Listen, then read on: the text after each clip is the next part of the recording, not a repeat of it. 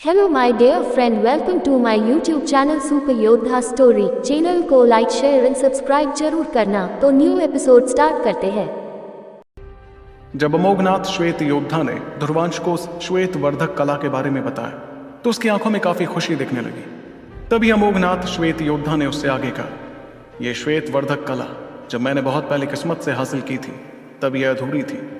उसके बाद मैंने इसे बहुत हद तक पूरा कर दिया था, लेकिन अभी भी ये थोड़ी बहुत अधूरी तो रह गई है। मगर इसके अधूरे रहने की वजह से इसे कमजोर समझने की गलती बिल्कुल मत करना। एक दफा मेरा सामना 3 अमोघनाथ योद्धाओं से हुआ था और तब मैंने इस श्वेत वर्धक कला का इस्तेमाल करके खुद को सही सलामत उनसे बचाया था। जैसे ही ध्रुवांश ने उसकी ये बात सुनी तो उसके पैरों तले जमीन ही खिसक गई। हैरानी में उसका मुंह खुला का खुला रह गया, क्योंकि 3 अमोघनाथ जितने ताकतवर योद्धाओं से लड़ना वाकई एक बेहद खतरनाक मंजर था। उसके बावजूद अमोघनाथ श्वेत योद्धा सही सलामत बचकर आ गया था। यह वाकई हैरान कर देने वाली बात थी।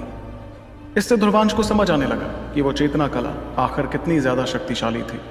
इतने में अमोघनाथ श्वेत योद्धा ने उसे आगे बताया, अगर बात इसकी हो कि ये श्वेत वर्धक कला किस तरह की चेतना कला है, तो मैं कहूंगा कि यह असल में रफ्तार वाली स्वर्ण चेतना कला है।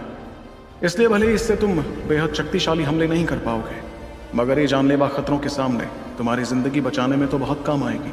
ध्रुवांश के चेहरे की खुशी तो लगातार बढ़ती गई।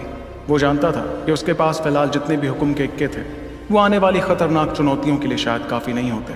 वैसे तो चतुरात्मा तारामंडल कला की असली शक्ति का पता लगाना बेहद मुश्किल था, लेकिन ध्रुवांश इतना जरूर जानता था कि वो अभी तक उसे पूरी तरह समझ नहीं पाया था। और तो और उसके पास काबिल रफ्तार वाली कलाओं की कमी भी थी। जब उसका मुकाबला श्वेत शहर दल के काले कपड़ों वाले बुजुर्ग से हुआ था तब उसे समझ आया था कि उसकी रफ्तार वाली परछाई धमाका कला कितनी कमजोर थी। लेकिन अब जो कि अमोघनाथ श्वेत योद्धा की मदद से उसे रफ्तार वाली स्वर्ण चेतना कला मिल गई थी, इसका मतलब ध्रुवांश के तरकश में एक और तीर आ गया था।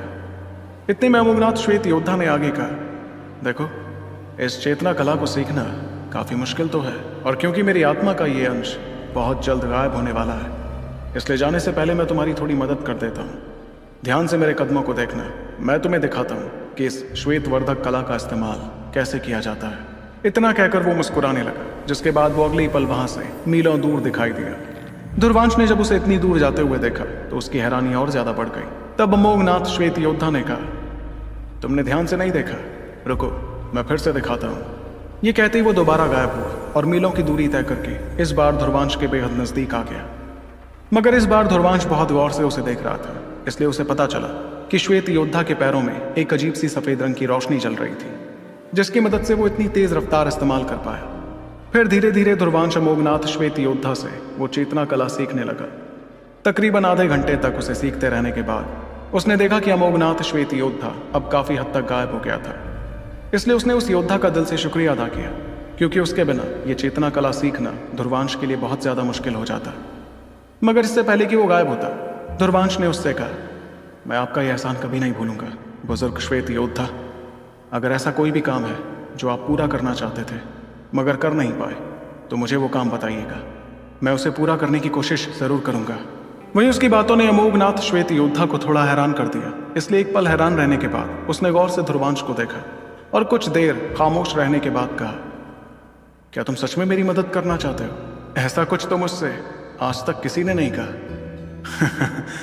मैं कभी सोच नहीं सकता था कि मेरी जो आखिरी ख्वाहिश जिंदा रहते पूरी नहीं हो पाई, वो तुम्हारे जैसा लड़का मेरे मरने के बाद पूरी करने की बात कहेगा।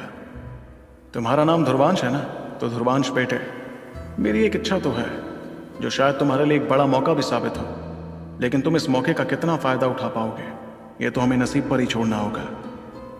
इतना कहकर जैसे उसने अपने हाथ लहराए तो उस पर बनी अजीबोगरीब लकीरें चमकने लगी, जो रोशनी में बदलकर तेजी से ध्रुवांश के अंदर चली गई। इस झटके से पहले तो ध्रुवांश थोड़ा हैरान हुआ, लेकिन वो घबराया नहीं। फिर उसके कानों में अमोघनाथ श्वेत योद्धा की बातें पड़ी। मेरा सपना है कि एक दिन मैं वापस अपने ग्रह लौट पाऊंगा और इस ब्रह्मांड से इन कमबख्त अंधेरे के गुलामों का नामो निशान ही पूरी तरह मिटा दूंगा।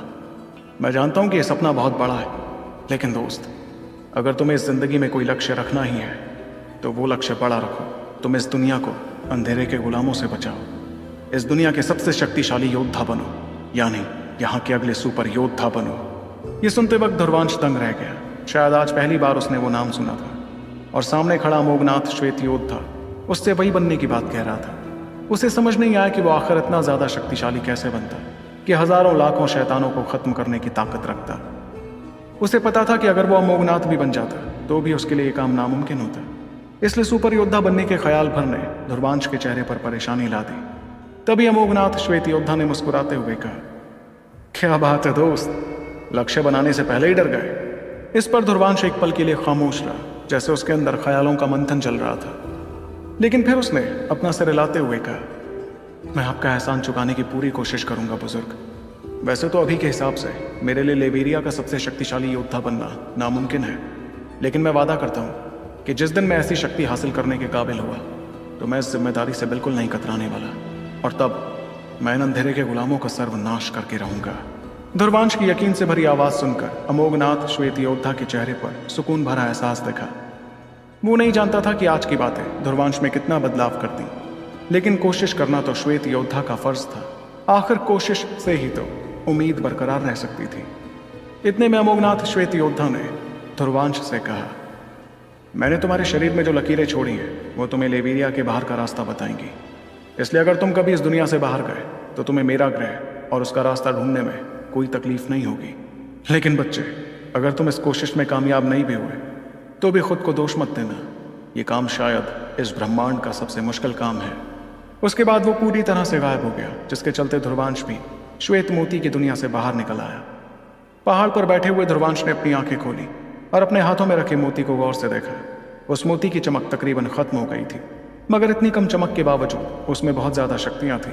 तब उस मोती को देखते हुए ध्रुवांश ने कहा, अमोघनाथ श्वेत योद्धा जी, माना कि मैं थोड़ा सरफिरा अतरंगी योद्धा हूं, लेकिन आज आपने जो मुझ पर इस दुनिया के सबसे शक्तिशाली योद्धा बनने का भरोसा दिखाया है उसे मैं यूं ही व्यर्थ नहीं जाने दूंगा। एक दिन मैं इन अंधेरे के गुलामों को जुलाबों में भरकर इनकी चुड़ैल नानियों के पास भेज कर रहूंगा। यह ध्रुवांश राजवंशी का आपसे वादा रहा। फिर ध्रुवांश ने वो मोती वापस अपने पास रख लिया और वो खड़े होकर अपने शरीर में बहती बेइंतहा शक्तियों को महसूस करने लगा। वाह, मजा ही आ रहा है इतनी शक्तियां शरीर में रखकर। लेकिन सोचने वाली बात तो यह है कि क्या मैं इतनी शक्तियों के साथ अब लोहार को टक्कर दे पाऊंगा? अगर हम दोनों टकराएंगे तो अब अंजाम क्या होगा? ये कहते वक्त उसके चेहरे पर मुस्कुराहट थी कि तभी उसे प्राचीन अमर पक्षी की आवाज सुनाई पड़ी। ध्रुवांश, 7वें हिस्से में मैं कब से कोशिश करती जा रही हूँ शक्तिशाली बिजली बीज बनाने की, लेकिन इस हिस्से में मेरी उम्मीद के बराबर शक्तिशाली बीज तैयार करने में बहुत ज्यादा वक्त लग रहा है। तुम ऐसा करो, अगले 3 हिस्सों में चलो, वहां पर अच्छी खासी बिजली शक्तियां होंगी, इसलिए वहां तैयार होने वाले बिजली बीज तो मजेदार होंगे। इस पर ध्रुवांश ने आ भरते हुए सवाल किया, अच्छा तो तुम इतने दिनों से बिजली बीज बनाती जा रही थी? वैसे ये बताओ कि अभी तक तुम्हारे पास कितने बिजली बीज तैयार हो गए हैं? वहीं उसके सवाल पर प्राचीन अमर पक्षी ने मजबूरी और अफसोस के साथ कहा, इतनी कम रफ्तार में तो मैं अभी तक सिर्फ 2000 बिजली बीज ही तैयार कर पाई हूं। 2000 बिजली बीजों के तैयार होने की बात सुनते ही ध्रुवांश के चेहरे पर बेइंतहा हैरानी दिखने लगी। देखा जाए तो ये रफ्तार काफी तेज थी, बल्कि कुछ दिनों में तैयार हुए 2000 बिजली बीजों की कीमत 4 लाख चेतनांकों जितनी होती। ये वाकई काबिले तारीफ था, मगर अमर पक्षी की खींच भी जायज थी, क्योंकि वो लोग अपनी मंजिल से अभी भी 21 लाख चेतनांक दूर थे। इस बारे में सोचकर ध्रुवांश ने आगे की तरफ देखते हुए कहा, तो चलो फिर तुम्हारी बात मानकर आगे के हिस्सों में चलते हैं। अब जो कि ध्रुवांश की शक्तियां और ज्यादा बढ़ गई थी, इसलिए वो आगे के हिस्सों में जाने के भी काबिल हो गया था। बल्कि अंदर ही अंदर वो खुद भी ऐसे हिस्सों में जाने के लिए बेकरार था, इसलिए मुस्कुराते हुए वो तेजी से आगे बढ़ने लगा। वो शायद एक लम्हा गुजरने से पहले हजारों फुट दूर चला गया था। ये कमाल था हाल ही में सीखी गई उस चेतना कला का, जो अमोघनाथ श्वेत योद्धा ने ध्रुवांश को सिखाई थी। अपनी इस रफ्तार को देखकर ध्रुवांश ने खुशी के साथ कहा, अगर मेरी रफ्तार अभी इतनी तेज हो गई है तो जब मैं इस चेतना कला पर महारत हासिल करूंगा तब तो मैं ना जाने कितना तेज हो जाऊंगा। इस तरह हंसते हुए वो उस जगह से गायब हो गया। चेहरे पर खुशी लिए वो आगे बढ़ता जा रहा था और तकरीबन कुछ ही मिनटों बाद वो उस कवच के सामने पहुंच गया, जिसके जरिए 8वें हिस्से में जाया जा सकता था। लेकिन ध्रुवांश जैसे ही वहां जाकर रुका तो उसे देखा कि वो कवच बाकी कवचों जैसा नहीं था, बल्कि वो तो खतरनाक बिजलियों के झरने जैसा था, जिसके बीच से गुजरकर ही कोई योद्धा 8वें हिस्से में जा पाता। वहीं उस लगातार गिरते झरने को देखकर ध्रुवांश ने कहा, अरे बाप रे, इस तड़कते भड़कते झरने से होकर 8वें हिस्से में जाया जाता है। ऐसा कड़ाकेदार एहसास तो पता नहीं मेरे शरीर को क्या कर दे। आसपास की बिजली शक्तियां महसूस कर उसने गहरी सांस ली जिसके बाद घूरते हुए उस झरने को देखने लगा। कुछ देर तक खड़े खड़े उस झरने को देखने के बाद ध्रुवांश को कुछ समझ आने लगा और उसने कहा, इस झरने से गुजरना तो बहुत मुश्किल होने वाला है। भले ये झरना बहुत ही ज़्यादा ताकतवर और ख़तरनाक लग रहा है, लेकिन इसमें कुछ जगह ऐसी हैं जहाँ बिजलियों का बहाव बाकी जगहों के मुकाबले हल्का सा कम है। अगर मैं इन जगहों से होकर अंदर जा पाऊँ तो शायद मेरी हालत उतनी बुरी नहीं होगी जितनी बाकी जगहों से अंदर जाने पर होगी। ध्रुवांश अंदर जाने के तरीके के बारे में सोच चुका था, लेकिन ऐसा करने के लिए उसे बहुत ज़्यादा रफ्तार की ज़रूरत पड़ती। किस्मत से उसके पास श्वेत वर्धक कला थी, इसलिए उसने ज़्यादा झिझक नहीं दिखाई और वो आगे बढ़ गया।